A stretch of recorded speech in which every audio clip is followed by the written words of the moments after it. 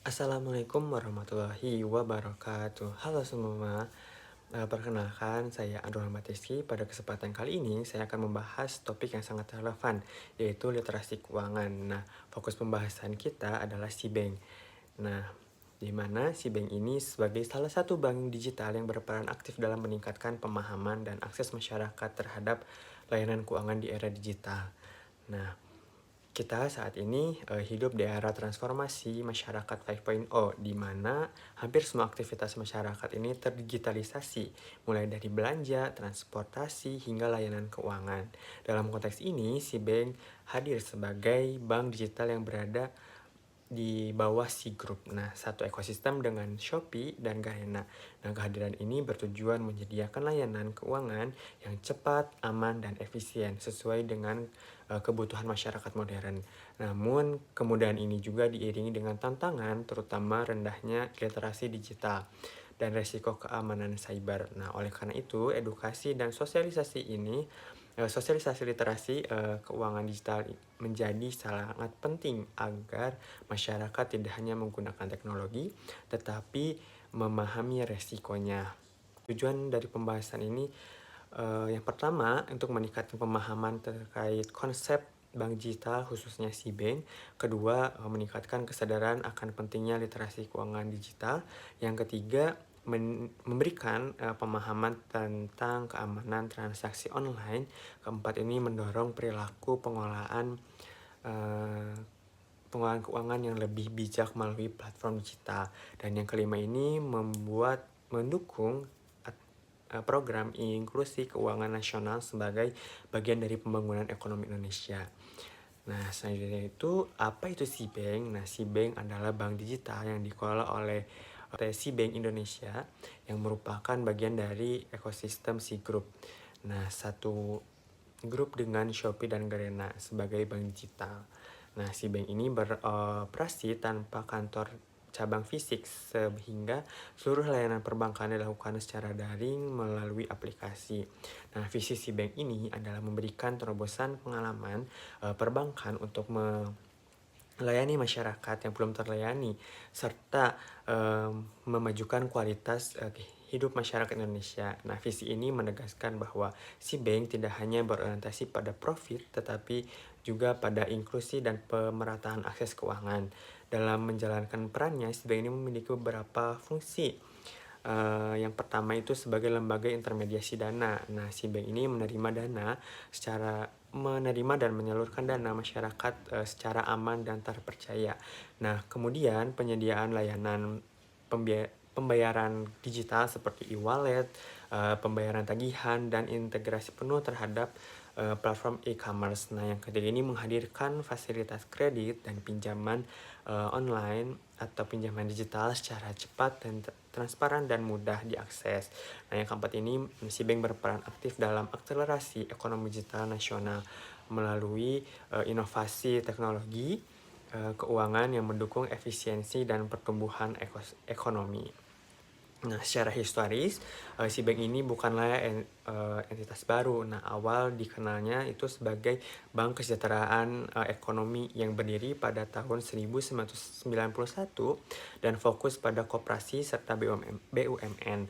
Nah, pada periode 2019 sampai 2020, si grup ini mengakuisisi saham mayoritas BKE. Nah, pada tahun 2021, bank ini resmi bertransformasi menjadi PT Bank SIBank Indonesia dan berfokus penuh pada bank digital. Nah, sejak 2022 sampai sekarang ini, SIBank ini mengalami pertumbuhan pesat berkat integrasi dengan ekosistem Shopee. Nah, secara kinerja keuangan, SIBank ini menunjukkan pertumbuhan yang signifikan. Pada tahun 2024, laba bersihnya mencapai 378,8 miliar. Nah, meningkat sekitar 57% dibanding tahun sebelumnya. Dan total kredit yang disalurkan itu mencapai 22,4 triliun dengan jumlah pengguna aktif lebih dari 10 juta nasabah. Nah, transaksi harian ini mencapai 7 juta transaksi per hari. Nah, pada semester 1 2025 ini total aset si bank telah menembus 37 triliun. Nah, ini menunjukkan tren pertumbuhan yang berkelanjutan. Dari sisi legalitas dan keamanan, si bank ini merupakan bank resmi yang berada di bawah pengawasan OJK dan juga Bank Indonesia dengan kode bank 535. Nah, dana nasabah juga dijamin oleh Lembaga Penjamin Simpanan atau LPS hingga 2 miliar per rekening, sehingga si bank ini menerapkan sistem keamanan digital seperti enkripsi data, OTP, deskripsi fraud otomatis untuk melindungi melindungi data nasabah dan transaksi. Nah, si bank ini memiliki beberapa keunggulan yang sangat relevan bagi Gen Z. Nah, yang pertama itu ada proses pembukuan rekening sangat cepat dan sepenuhnya digital. Yang kedua ada biaya transfer antar bank dan top up e-wallet gratis. Terus ada terintegrasi langsung dengan Shopee. Selain itu ada suku bunga tabungan yang kompetitif hingga sekitar 5% per tahun. Nah, tak heran jika si bank ini menjadi salah satu bank digital favorit di kalangan anak muda. Nah, produk dari layanan si bank ini meliputi tabungan digital, deposito online, pinjaman melalui si pinjam, layanan pembayaran dan transaksi, serta fitur tarik tunai tanpa kartu di merchant tertentu. Nah, seluruh layanan ini dirancang agar mudah diakses dan efisien bagi penggunanya. Nah, selain itu ada tips keamanan esensial. Nah, di mana keamanan ini bukan hanya tanggung jawab bank, tapi juga penggunanya. Nah, yang pertama itu untuk unduh aplikasi hanya pada sumber resmi, yaitu Google Play Store atau Apple App Store. Nah, hindari juga tautan atau file dari pihak ketiga, karena beresiko mengandung malware juga bisa mencuri data. Nah, yang kedua itu jaga kerahasiaan kredensial seperti OTP, PIN, dan juga password adalah kunci utama akun kita. Nah, si bank tidak pernah meminta data ini bahkan atas nama customer service sekalipun. Dan yang ketiga itu ada gunakan jaringan aman, yang hindari juga WiFi publik gratis saat bertransaksi karena rawan penyadapan. Gunakan juga paket data pribadi atau jaringan yang terlindungi. Dan yang keempat itu aktifkan fitur autentik 2 langkah. Nah, fitur ini memberikan langkah keamanan tambahan sehingga akun tetap aman meskipun passwordnya bocor. Nah, sebagai langkah lanjutan ini juga biasakan mengecek riwayat transaksi agar maksudnya secara berkala gitu, dan juga aktifkan app lock. Dan segera hubungi juga customer service jika menemukan aktivitas mencurigakan atau kehilangan perangkat. Nah, di era digital seperti ini, ancaman kejahatan cyber ini semakin beragam. Karena itu pentingnya bagi kita untuk mengenali modus penipuan yang sering terjadi. Nah, yang pertama itu ada undian hadiah palsu. Nah, biasanya ini pelaku mengirim pesan untuk mengklaim kita menang hadiah dan meminta data diri kita atau biaya administrasi. Nah, ini jelas gitu penipuan. Dan yang kedua itu phishing link. Nah, di mana phishing link ini seperti tautan yang terlihat resmi tetapi mengarah ke situs palsu yang bertujuan untuk mencuri username dan password. Nah, yang ketiga ini investasi ilegal. Nah, penawaran investasi atas nama si bank ini dengan janji keuntungan yang tinggi dan cepat adalah red flag besar gitu. Tidak ada investasi legal yang dengan return yang tidak realistis. Nah, untuk cara menghindarinya cukup sederhana, yaitu jangan sesekali klik dari link dari SMS ataupun WhatsApp yang tidak dikenal. Selalu verifikasi informasi melalui aplikasi resmi si bank atau bahwa si bank tidak pernah meminta PIN, OTP, atau password. Nah, jika ragu, bisa kita hubungi customer service resmi. Nah, si bank juga hadir sebagai solusi keuangan praktis bagi Gen Z dan pelaku UMKM dalam satu genggaman. Nah, untuk belanja online, si bank ini terintegrasi langsung dengan Shopee. Nah, seringkali bebas biaya penanganan dan juga sering menawarkan promo cashback. Nah, yang kedua itu untuk pembayaran, tagihan rutin seperti PLN, PDAM, BPJS, dan internet. Nah, semua ini bisa dilakukan dalam satu aplikasi. Nah, lengkap dengan pengingat otomatis agar tidak terlambat gitu dalam pembayarannya. Dalam hal transfer antar bank ini, si bank memberikan transfer gratis dan real time melalui BVAS.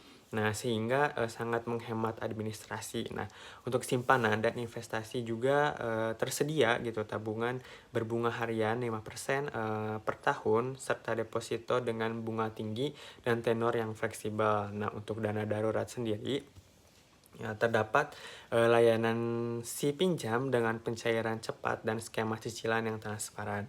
Selain itu, fitur manajemen keuangan ini membantu mencatat seluruh transaksi secara otomatis sehingga pengguna juga dapat memantau arus kas tanpa pencatatan manual. Dengan kata lain, si bank ini berperan sebagai one stop financial solution di era digital.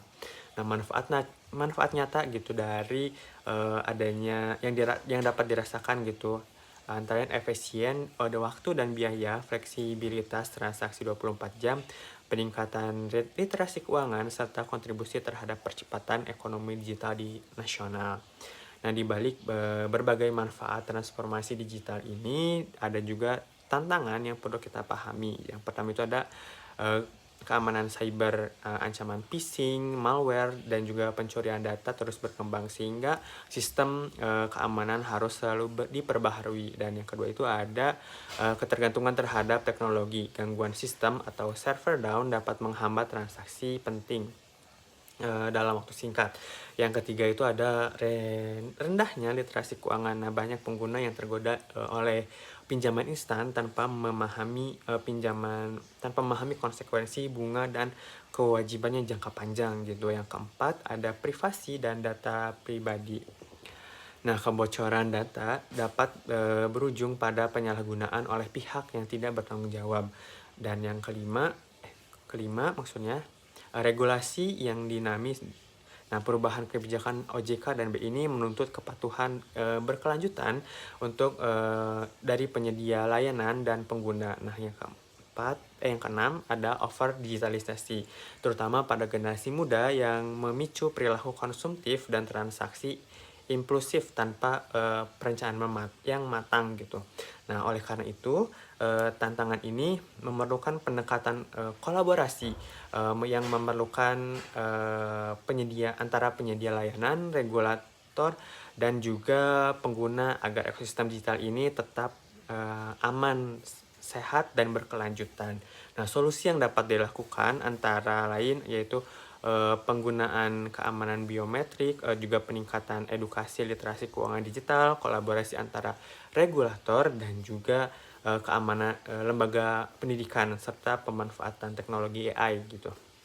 Nah, sinergi antara teknologi, regulasi, dan kebijakan ini menjadi kunci keberlanjutan dari ekosistem perbankan digital. Nah, sebagai kesimpulan, si bank ini merupakan contoh nyata dari keberhasilan transformasi digital di sektor perbankan di Indonesia. Namun keberhasilan ini tergantung pada